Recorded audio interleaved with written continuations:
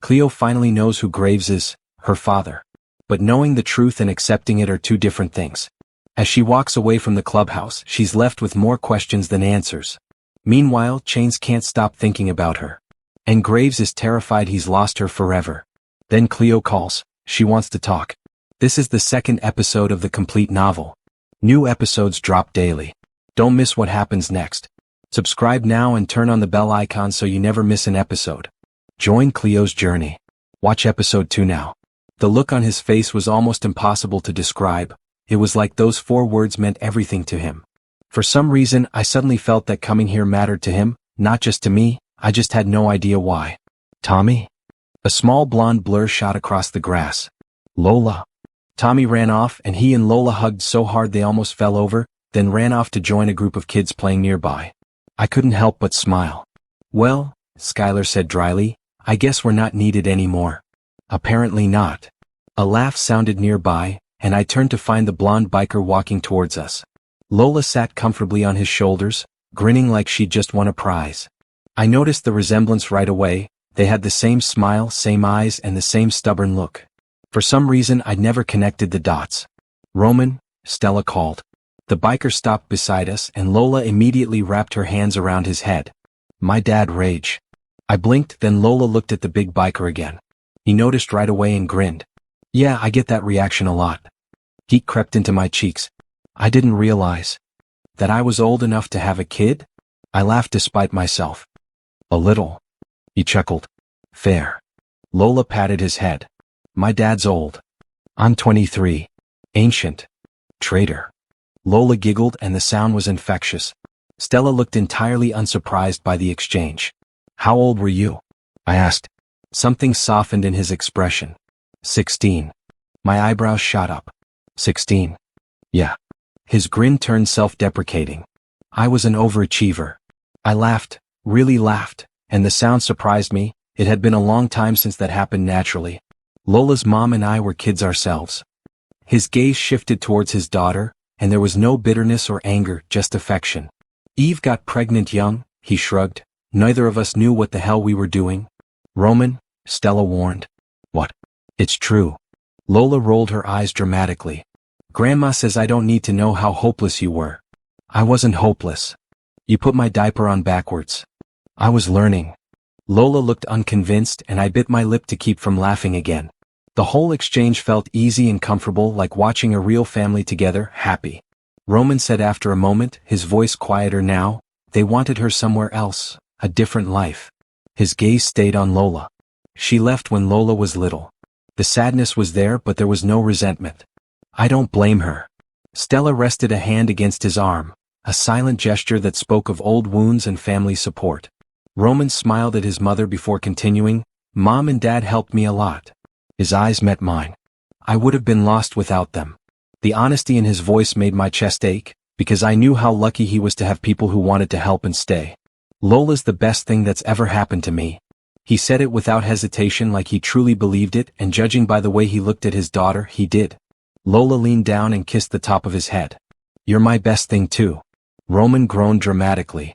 Well, now we're both getting emotional. I smiled, and for the first time since coming to Creekwood, the strange pull I felt toward this family started to make sense. Watching them together, I understood it more clearly. They loved each other, openly and without apology.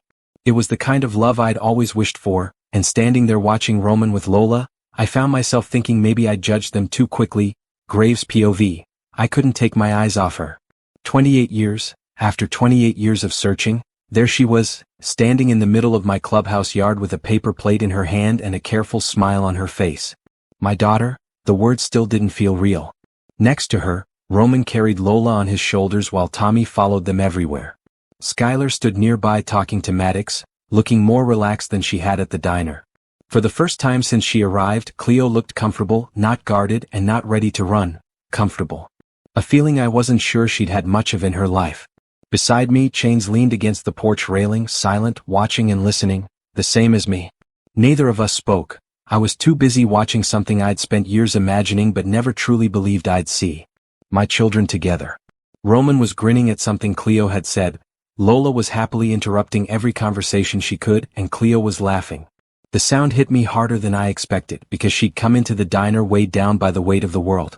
Now, even just for a moment, she looked lighter, and that change made the whole day feel different. Roman noticed it too, of course he did. He'd spent the whole week finding reasons to be wherever Cleo was. Not enough to scare her or for her to notice, but just enough that I knew exactly what he was doing. He thought she'd finally come home. He thought he'd found his sister, and every day since the diner, he acted like he already had. I watched him shift Lola higher on his shoulders. 16, he said. Cleo's eyebrows shot up. You were 16? Yep. Roman grinned. I was an overachiever. Lola groaned. Dad. What? It's true.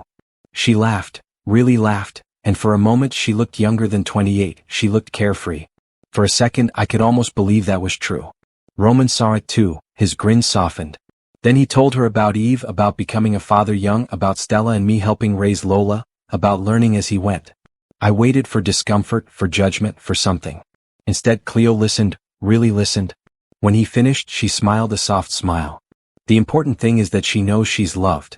Roman blinked, then looked up at Lola. His daughter immediately wrapped her arms around his head. The idiot nearly walked into a picnic table. I laughed. Shane shook his head. He's hopeless. Always has been.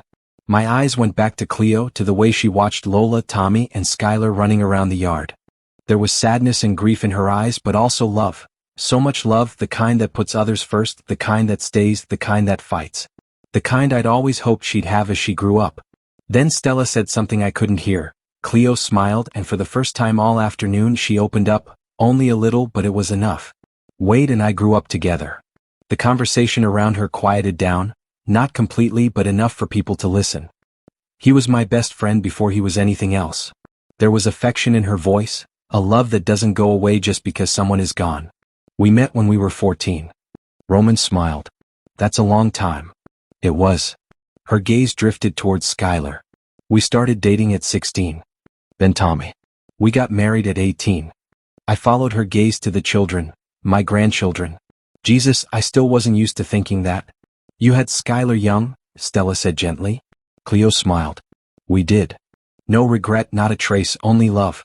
We grew up together. The words settled heavily in my chest because she sounded happy when she talked about him. Even now, even through the pain. Then Stella asked the question nobody else would. What happened?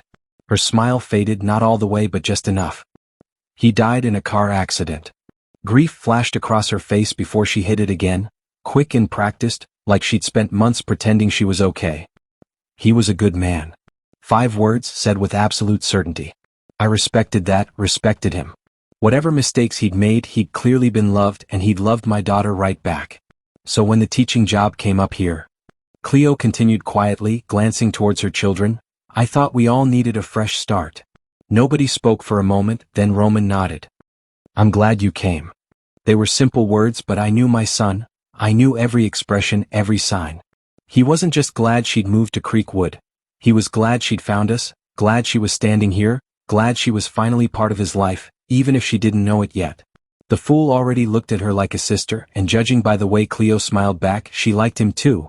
Not because she knew, but because Roman was impossible not to like when he cared about someone. Chains pushed away from the railing beside me, finally moving and finally speaking. The bastard had spent the better part of an hour pretending he wasn't paying attention, pretending he wasn't listening, pretending he wasn't watching Cleo. I knew better, known him too long. Long enough to spot every tell he had. The slight tightening of his jaw, his shoulders locking up, and how he suddenly found everything around him interesting except what he really wanted to look at. Which, unfortunately for him, was my daughter. You're making it weird, he muttered. Roman flipped him off. Mind your business. It is my business. That made Cleo laugh, a real laugh, and right away Chain's attention went straight to her. The movement was subtle. Most people wouldn't have noticed, but I did. And so did Stella. My wife took a sip of her drink, the corner of her mouth twitching suspiciously. Traitor. I looked at Chains, then at Cleo, and then back at Chains. The man immediately found a tree fascinating. Interesting, very interesting. A sinking feeling settled in my stomach, but not because Chains was a bad person. It was the opposite. There wasn't a brother in this club I trusted more. I trusted him with my life, with Roman, and with Stella. Hell, I'd trust him with Cleo too. That wasn't the problem. The problem was what this could mean for all of us. The problem was that she was my daughter and he was my MC brother. The age difference didn't bother me. 43 wasn't old and Cleo wasn't some kid fresh out of school. She was 28, a mother, a widow, a woman who'd survived more than most people ever should. No, age wasn't the issue. Chains was the issue because in all the years I'd known him, I'd never seen him truly interested in a woman, not once. The club joked about it, hell, half the town joked about it. But Stella and I knew the truth. Years ago, after an accident, a doctor had told him there was a possibility he might never have children. Not couldn't, might not. The uncertainty had been enough. Chains built a wall around that part of himself and never looked back. He told himself that any woman he loved would end up resenting him for not being able to give her the family she wanted, for not being enough. So he never gave anyone the chance, never got close, never stayed, and now Cleo was here, making that wall seem less solid than ever. Yet here he was, watching Cleo, Tommy chase Lola across the yard, and Skylar roll her eyes at something Maddox had said. Watching a family, and for the first time in over 20 years, I wasn't sure he remembered the wall was supposed to be there. Oh shit, is this going to be a problem?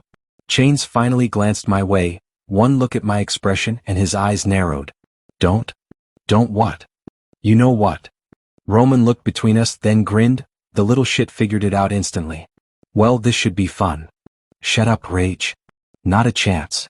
Stella laughed, she actually laughed, which was completely unhelpful. My family was enjoying this way too much. Meanwhile, Chains looked like he was considering whether murder would get him kicked out of the club. Probably would. I clapped a hand onto his shoulder, hard. His glare promised violence. I ignored it entirely. Cleo, I called. Her attention shifted towards us, those green eyes, my eyes. Jesus Christ, I was never getting used to that. I don't think you've properly met our vice president. The look Chains gave me would have dropped lesser men. Luckily, I wasn't one of them. I grinned. This is Chains. For the first time all afternoon, my vice president looked genuinely uncomfortable. Then he stepped forward, held out his hand, and met Cleo Hart properly for the first time.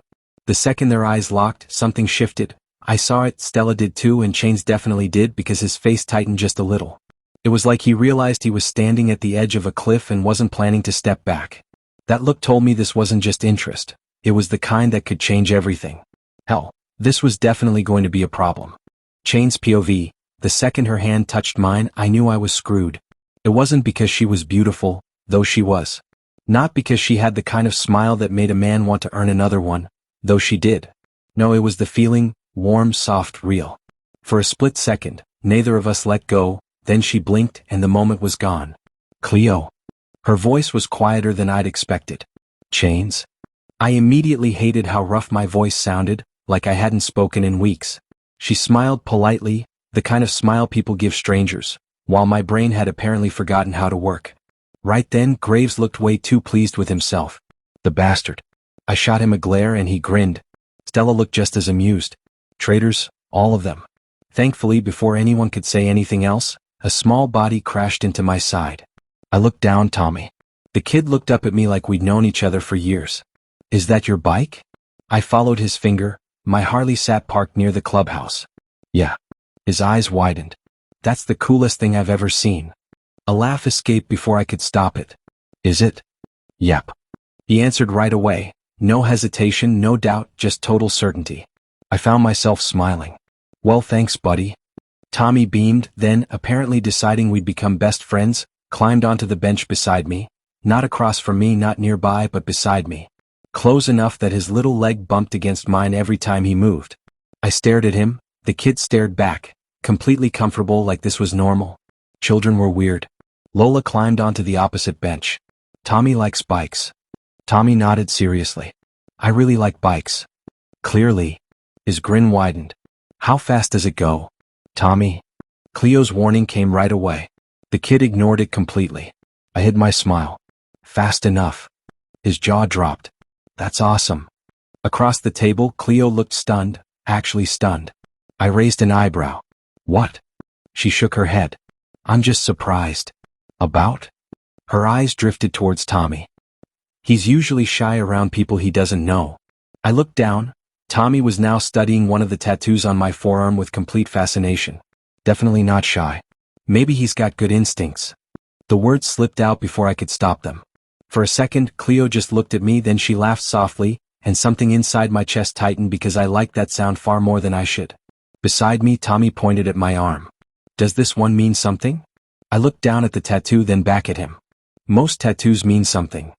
His eyes widened. All of yours. Pretty much. That's cool. I wasn't sure if I'd ever called my tattoos cool with that much awe before. Across the table, Cleo was still watching us. Not nervous, not wary, just watching. Like she couldn't quite believe her son had attached himself to a 6'4" biker covered in tattoos in less than a minute. Neither could I, yet here he was talking non-stop, asking questions, settling into my space as he'd always belonged there. The strange thing? I didn't mind, not even a little. In fact, it felt natural, dangerously natural. Cleo was smiling now, a real smile, not the guarded one she'd arrived with, not the polite one she'd given me when we first shook hands. This one reached her eyes, green, the same damn shade as Graves. Oh. I dragged my gaze away. This was exactly why I kept my distance from women. The moment you started wanting things, you were already in trouble. And Cleo Hart made me want things I hadn't let myself imagine in years. Simple things, normal things, things most men took for granted, things I'd convinced myself weren't meant for me. Years ago, a doctor had told me there was a possibility I couldn't have kids, and that had been enough. So I'd built walls, strong ones, permanent ones, and for years they'd done their job.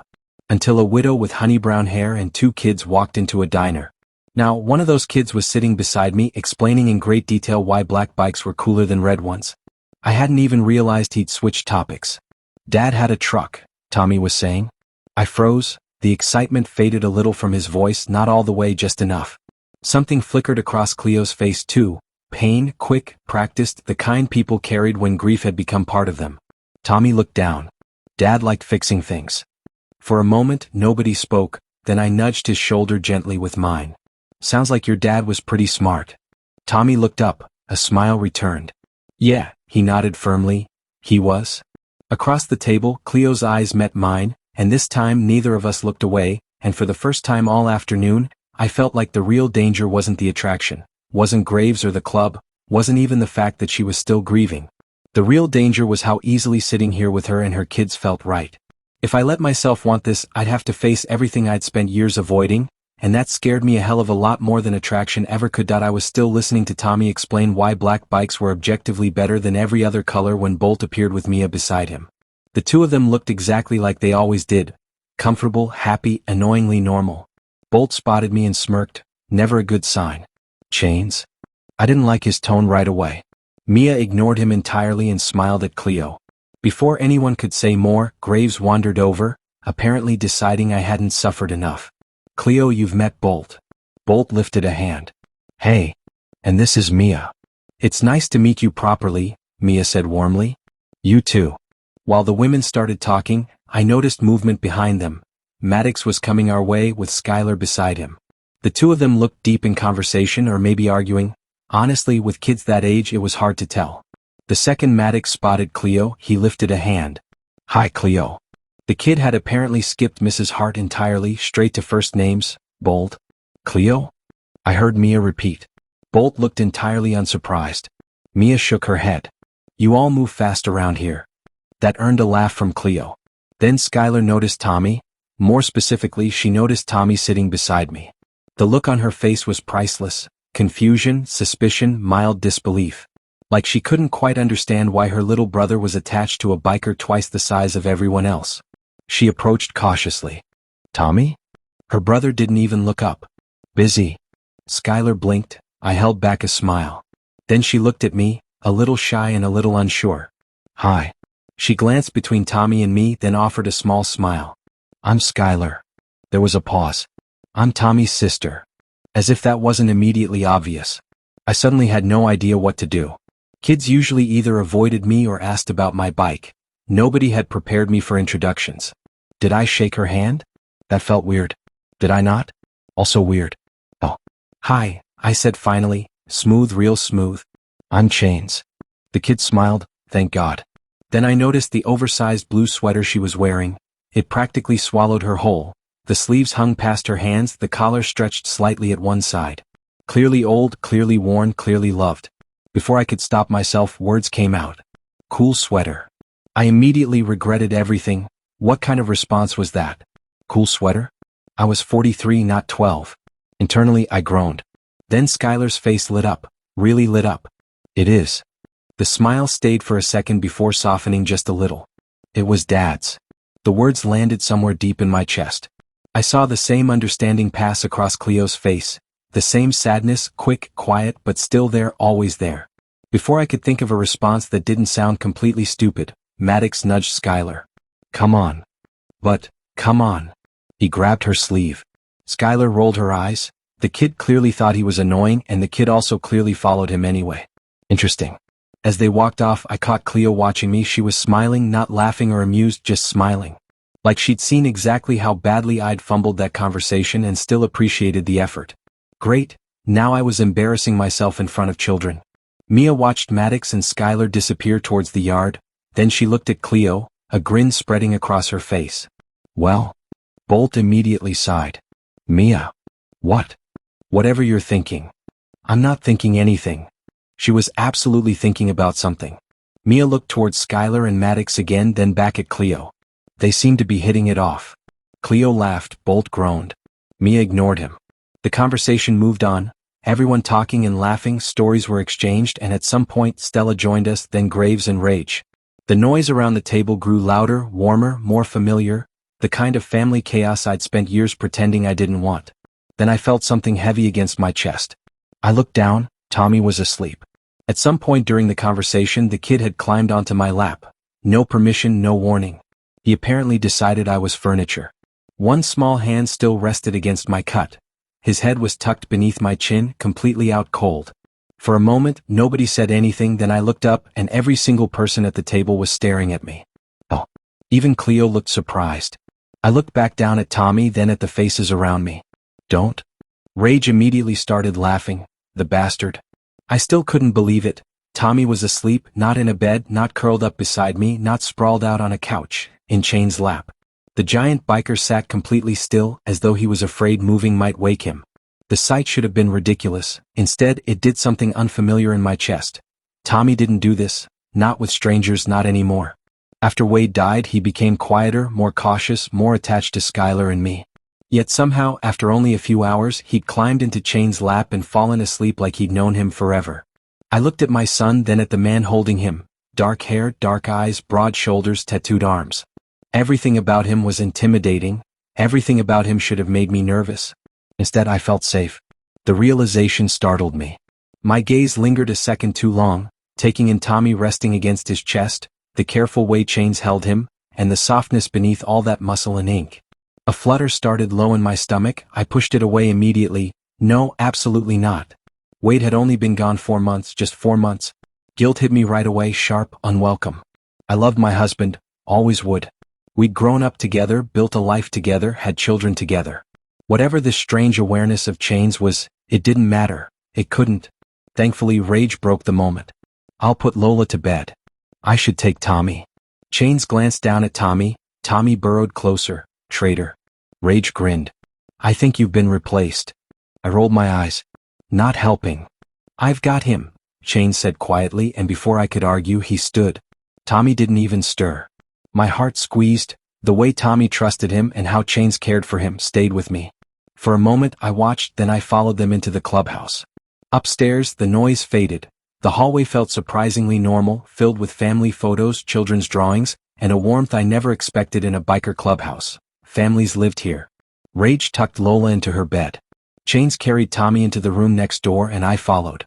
The room was simple and comfortable, clearly meant for kids who stayed over. Chains lowered Tommy onto the bed with a gentleness that didn't fit his size. Tommy sighed and Chains tucked the blanket around him. The way he did it was so natural it made my chest ache. Rage appeared in the doorway, switching on a baby monitor. He handed another to Chains. Lola likes knowing we're nearby. That thoughtfulness hit me harder than I expected. Thank you, I whispered. Rage shrugged, pleased. No problem. I looked at the sleeping children one last time, safe, happy, content, and for the first time since Wade died I felt like I could finally breathe again. Maybe moving to Creekwood had been the right decision. The bathroom was empty when I slipped inside. I splashed cool water on my face and stared at my reflection. I looked tired, not as tired as last week but still tired. The grief was still there, it always would be, but something else had started to grow next to it. Hope. The realization almost made me cry. Instead, I took a breath and stepped back into the hallway, Laughter drifted up from downstairs, music, voices. I smiled, then froze. Voices drifted from a nearby room. The office door wasn't fully closed. I wasn't trying to listen, then I heard Stella. "Tell her," she said. "You have to tell her." My body went still, completely still, a cold rush swept through me. Then Graves' voice, rougher than usual. "I don't want to lose her again." Again. My pulse kicked hard. "I just found her." The words hit me hard. Found me? What did that mean? "Graves?" Stella said low and soft. "No," he said sharply. The word cracked through the room, hard, determined. "I've waited too long already." Silence. Then Rage spoke, low and firm. "It'll be worse the longer you leave it." My heart pounded. A strange sick feeling crept in, unease, confusion, fear. If they were talking about me, then whatever they were hiding was about my life, my past, and maybe everything I thought I knew. "She's going to be hurt," Rage continued. "She'll think you lied to her." The silence that followed was heavy, suffocating. Then another voice joined them. "Chains. You need to tell her." A gasp escaped me before I could stop it. Silence, complete silence. They'd heard me. The office door flew open. Graves stood there, and for a moment, neither of us moved, neither of us spoke.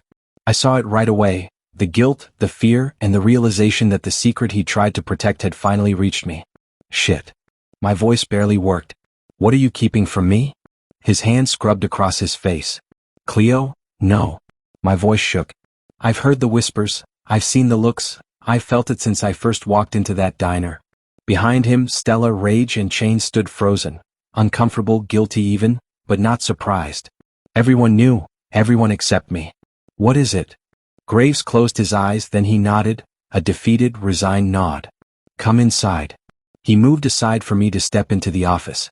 "Tell me," I demanded. His gaze met mine, and for the first time since I'd met him, I saw real fear. Not afraid for himself, but fear of losing something or someone. Me. The office felt too small, too quiet. I sat opposite Graves' desk. Stella stood beside him, Rage leaned against the wall, and Chains stayed near the window, jaw tight. Nobody spoke. Finally, Graves looked at me, those familiar green eyes, the same ones I'd seen in the mirror my whole life. "Cleo," his voice cracked. He took a breath. "Before I tell you anything, I need you to let me finish." I folded my arms. Every instinct screamed at me to run, but I stayed. "Fine." His shoulders eased slightly. He looked down at his hands. "I knew your mother." My chest tightened. "Her name was Maria," he stated. I nodded once. That was the only thing I'd ever known. Maria, no surname, no photograph, no answers. Graves swallowed. "I loved her." Pain flickered across his face, old, deep, and permanent. "We were young." His gaze lifted. "Maria got pregnant." My heartbeat stumbled. It felt slow, heavy, and loud. "I knew about the baby," he said quietly. "I wanted that child." The words hit me harder than they should have, because all my life I'd believed the opposite, that I hadn't been wanted. I was ready to be a father. He opened a drawer and slid a photograph across the desk. My fingers trembled as I picked it up. A young woman smiled back at me. She had honey brown hair, my nose, and my smile. She looked like an older version of me. That's Maria. After 28 years of wondering, suddenly she was real. "Maria loved you," Graves said softly. "She loved you before you were even born." His jaw tightened. "What happened after she left?" "I don't know." The admission hurt him. "I wish I did." His eyes met mine. "I've spent 28 years wishing I did." Pain carved through his expression. "I don't know why she ran. I don't know where she went. I don't know what happened to either of you." His voice broke. "That's what made losing you so hard. I wasn't given a choice. One day I was preparing to become a father. The next day you were both gone." The room tilted. I gripped the edge of the chair. Then Graves leaned forward. "I believe you're my daughter." The words didn't land all at once. They hit me in pieces, sharp and impossible, and each one hurt. "Everything points to it," he said. "The timing, Maria, and..." His voice softened. "Those eyes." Silence swallowed the room. I stared at him, the man who believed he was my father, the man whose eyes stared back at me from the mirror every morning. Then I stood. The chair scraped loudly. Graves flinched. "Cleo, I'm not saying you're lying." My voice sounded distant and hollow. "I'm not saying I believe it either." Nobody moved. "I'll do a DNA test." Those words felt like the only solid thing in the room. "I want proof." Graves nodded instantly. "Whatever you need." The desperation in his voice hurt almost as much as the hope did. "I need time," I whispered, then I turned and walked out. Nobody stopped me, not Stella, Rage, Chains, or even Graves. I found Tommy first, still asleep, then I found Skylar, confused but trusting me enough not to ask questions yet. Within minutes, we were heading towards the car park. I could feel them watching, all of them, especially Graves, but I didn't look back. Because if I did, I wasn't sure if I'd run to him or away from him. The office door closed behind her, and just like that, she was gone. Nobody spoke, nobody moved. I stared at the empty doorway, half expecting her to come back. Maybe she'd ask another question or shout or just do something. Instead, there was nothing, just silence, the same damn silence I'd lived with for 28 years. Fuck. My voice was low. Stella put her hand on my shoulder. I covered it with mine, needing the touch, needing something real because it felt like the ground had vanished beneath me. I told her. The words felt empty. I told her and she walked away, not forever, not yet, but she still left. Fear hit hard, brutal. For 28 years, I imagined this moment, finding her, meeting her, telling her the truth. I thought that once she knew, everything would work out, that she'd understand, that she'd see I never stopped searching. Instead, she'd looked hurt, confused, lost, and I'd been the reason. I should have told her sooner. Saying it left a bitter taste. Rage sighed and leaned against the wall. "Maybe," he said dryly. I shot him a look. "Helpful." He shrugged. "You asked." "Fair enough, but I didn't have to like it." Silence settled again, then Stella squeezed my shoulder and I looked up. "She didn't say no," she said quietly. The words hit harder than I expected. I frowned. "What?" "She didn't reject you," Stella said softly. "She asked for time." Hope flickered. It was risky and fragile, but it was still there. "She's overwhelmed, Graves." I looked toward the window, then the car park, then thought of Cleo, my daughter. All I could think about was whether she'd come back, and if I'd scared her too much for that to happen. "I don't know how to do this." My words were rough and honest. Rage barked a laugh. I glared at him. He looked a little guilty, the little shit. "You know what's funny?" he said. "I swear to God." He cut me off. "You've spent 28 years looking for her." I narrowed my eyes and he grinned. "Now you've found her, but you're acting like you're afraid to talk to her." Stella laughed. Even Chains chuckled from the doorway. "Traitors, every damn one of them. But the worst part?" He was right. For the first time, I wasn't afraid of losing a fight, failing, or dying. I was afraid Cleo might decide she didn't want me. I was scared my daughter might not want me. And there was nothing I could do. Chains POV. The clubhouse was quiet. People were still outside talking and laughing, but it didn't sound the same anymore. I sat alone on the porch steps with an untouched beer beside me. My mind kept going back to Cleo and the look on her face when Graves told her the truth, the hurt, confusion, disbelief, and the way she'd looked at Graves, like she wanted to believe him but hated that she did. I understood that look. Trust was risk, especially when your whole world had just changed. The smart thing would be to stay out of it, let Graves handle it, let Cleo process everything, let things settle. I knew she was Graves' daughter. I knew Wade had only been gone 4 months. I knew I had no business feeling anything for her beyond concern. But knowing that didn't stop the pull, it didn't stop me from replaying her face in my mind, it didn't stop me from wanting to be near her. The smart thing would also be to stop thinking about Cleo. That wasn't going well either. I thought of Tommy's sleepy face, the way he climbed into my lap like it was nothing. I remembered Skylar's shy smile and Cleo's soft laugh. Hell, I was in trouble. I heard boots coming closer. I didn't need to look up. "You're brooding," Rage stated. I sighed. "Go away." "No." He sat down next to me, annoying bastard. We didn't speak for a minute, then he looked out at the road. "You like her?" Not a question, a statement. I immediately considered pushing him down the stairs. "I like lots of people," I huffed. Rage snorted. "Sure. I do." I looked at the fucker. He was smirking. "Chains," he said seriously. I closed my eyes. There was no point in arguing, he already knew. "She's my sister." The reminder landed hard. I looked away. "I know," I whispered. Rage studied me. "Do you?" I clenched my jaw because that was the problem. I did know. I knew exactly who Cleo was, exactly who Graves was, and why this was a terrible idea. She was his daughter. Wade had only been gone 4 months. I should have kept my distance from the start. None of it changed a damn thing. "I haven't done anything," I stated. "Never said you did," he shrugged. I huffed a humorless laugh. "Good." The night felt long and warm. It was quiet, too quiet.